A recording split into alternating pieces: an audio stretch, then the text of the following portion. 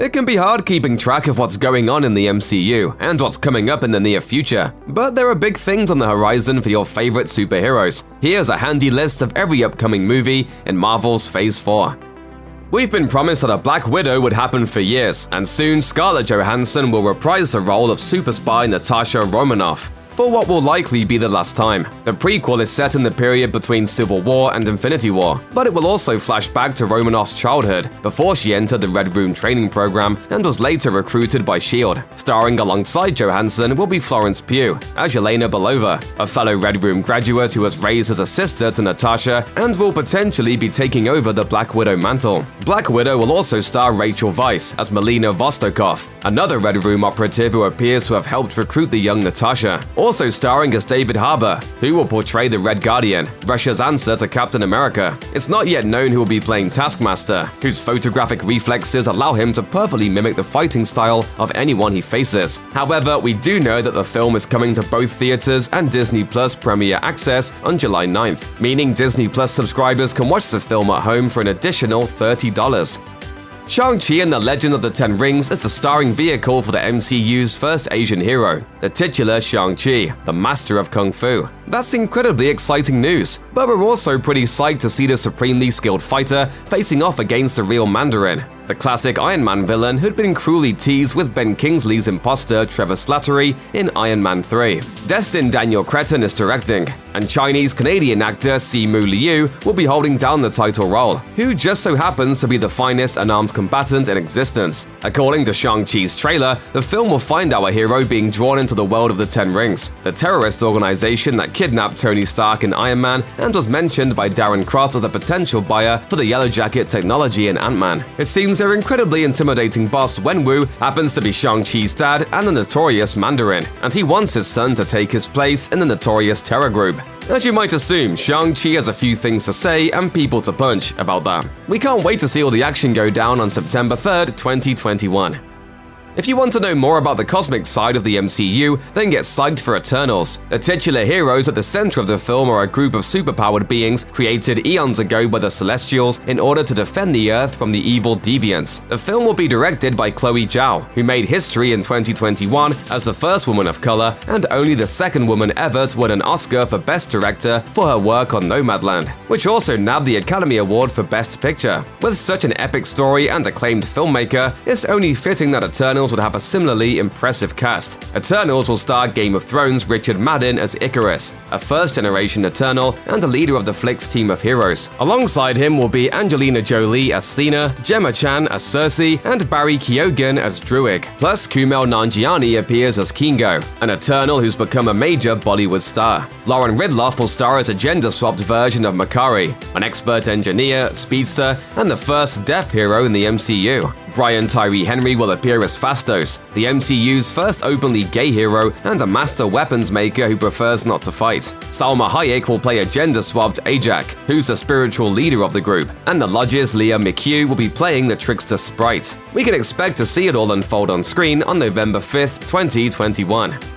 When J.K. Simmons reprised his role as J. Jonah Jameson from Sam Raimi's Spider-Man trilogy during the end credits of Spider-Man Far From Home, we probably should have suspected that something strange was afoot in the MCU. Cash money for a picture of Spider-Man. He doesn't want to be famous, and I'll make him infamous. Now, things are set to get even odder. In October 2020, it was announced that Jamie Foxx would be returning as Electro, his character from The Amazing Spider-Man 2. Then, a few weeks later, Marvel dropped the bombshell that the movie would feature an appearance by Alfred Molina as Doc Ock from Raimi's Spider-Man 2. There are even credible rumors that Charlie Cox will be making an appearance as Matt Murdock, Daredevil, from his Netflix series. While Far From Home teased a multiverse that ultimately turned out to be a ruse perpetuated by Mysterio, the inclusion of such an impressive roster of characters from various Marvel but not MCU franchises seems to nod to the real thing. We'll learn exactly how all of the various Spider-Verses fit together when Spider-Man No Way Home hits theaters December 17th, 2021.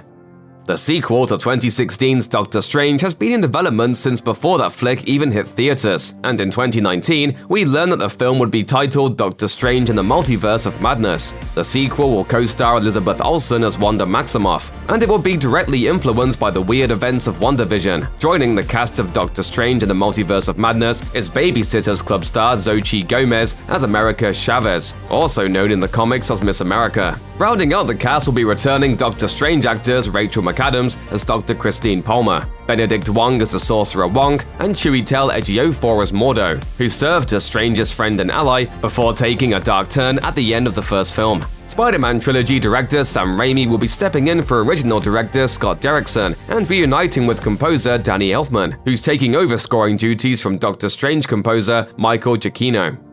Given his fantastic character arc over his last several appearances, it came as little surprise that Thor would be the first Avenger to receive a fourth solo film. Thor Ragnarok's Taika Waititi will be returning to direct, but 2019's San Diego Comic-Con offered some even more shocking details about the upcoming flick. Specifically, the Thor sequel will see the return of Natalie Portman's Jane Foster, who will follow in her character's recent comic book footsteps by picking up Mjolnir to become Thor herself. Tessa Thompson will also return as Valkyrie, and Kevin Feige has confirmed that this time around it will be made explicit that the character is bisexual, a first for a major character in an MCU film. Serving as the antagonist for Love and Thunder will be Christian Bale as Gorr the God Butcher, a character who, in the comics, was obsessed with killing gods and absorbing their power. How it will all come together and whether the title points to a complicated love triangle or something else will all be revealed when Thor Love and Thunder hits theaters on May 6, 2022.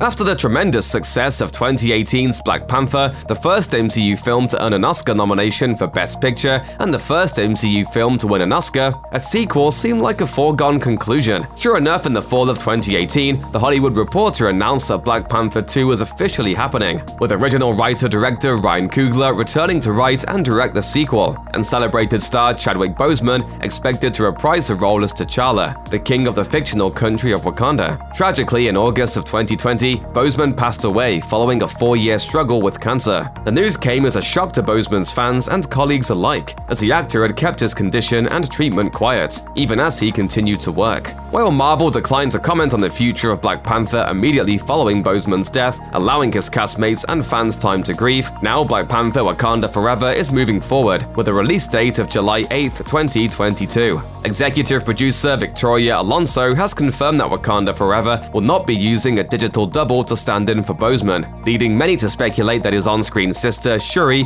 may take up the Black Panther mantle as she does in the comics. Is there any member of a royal blood who wishes to challenge for the throne? While Marvel is keeping quiet so far about what Carol Danvers will be up to the next time we see her, we do know that she won't be alone. The film that was originally presented as a sequel to 2019's Captain Marvel was revealed on May 3, 2021 to actually be a team-up feature titled The Marvels. Brie Larson will be returning as Carol Danvers, aka Captain Marvel, but joining her this time around will be Tiona Paris, who was introduced in WandaVision as a grown-up version of Monica Rambeau, and Iman Vellani, who will be appearing in her own Disney Plus series as Carol Danvers' #1 fangirl, Kamala Khan, aka Ms. Marvel. Monica Rambeau was first introduced in the 1990s timeline of Captain Marvel as a young girl played by Akira Akbar. In WandaVision, the adult Monica plays a key role as a sword agent determined to get to the bottom of Wanda's mysterious hex, who winds up gaining superpowers in the process. The title of The Marvels suggests that the film will see her fully embracing her identity as a superhero, which has seen her take on a number of names in the comics, including Photon, Spectrum, and even Captain Marvel. Meanwhile, in the comics, Kamala Khan is an Inhuman who originally models her superhero persona after her idol Carol Danvers, and later adopts the name Ms. Marvel as a tribute to her inspiration. Although no plot details have yet been revealed for the Marvels, the title suggests that the three heroes will be featured with equal prominence in the film, rather than Monica and Kamala serving as supporting players in a Carol Danvers solo venture, as was initially assumed. Zawe Ashton will co-star as the film's as yet unnamed villain. Marvels will be soaring into theaters on November 11th, 2022. After playing a key role in saving the entire universe during the events of Avengers Endgame, Ant-Man will return for a third headlining feature. Returning to the director's chair is Peyton Reed. Of the threequel Reed promised, the third Ant-Man movie is going to be a much bigger, more sprawling movie than the first two. It's going to have a very different visual template. Returning for Ant-Man and the Wasp: Quantumania, our franchise stars Paul Rudd as Scott Lang and Evangeline Lilly as Hope Van Dyne, along with Hope's father and Scott's mentor Hank Pym, and the long-lost wife he recently rescued from the quantum realm, Janet Van Dyne. Joining the cast will be Catherine Newton as a teenage version of Scott's daughter, Cassie, who was briefly played by Emma Thurman in Avengers Endgame. In the comics, Cassie becomes a superhero stature, one of the early members of the Young Avengers. Plus, Lovecraft Country star Jonathan Majors will be playing iconic Marvel baddie Kang the Conqueror. This could potentially kick off the start of a longer arc in the MCU for Majors, since Kang is one of Marvel's most notorious and powerful villains. Expect to see our heroes battle their new foe on February 17th, 2023. In July of 2018, the news broke that James Gunn, writer and director of the Guardians of the Galaxy franchise, had been let go from the third installment over a series of very old and admittedly highly inappropriate tweets that had been dug up by conservative pundits. Guardians fans and the cast of the film were up in arms, but a silver lining came in August when it was announced that Gunn's completed script would at least be used. A search was on for a new director, a search that continued right up until March of 2019, when Disney put an end to the whole kerfuffle by rehiring Gunn. The nearly year-long impasse has had the effect of delaying Volume 3 for a bit, as it didn't take Gunn long after his canning to find another gig, one at rival studio Warner Brothers, writing and directing the Suicide Squad for DC. Marvel Studios agreed to wait patiently until Gunn's work on that film was finished, but now that Gunn is done working on that DC project, he can turn his eyes back on the ragtag heroes of the MCU. As it now stands, Guardians of the Galaxy Volume 3 will be showing up for action on May 5th, 2023. And as for the plot, we assume it will have something to do with the Guardians searching for Gamora.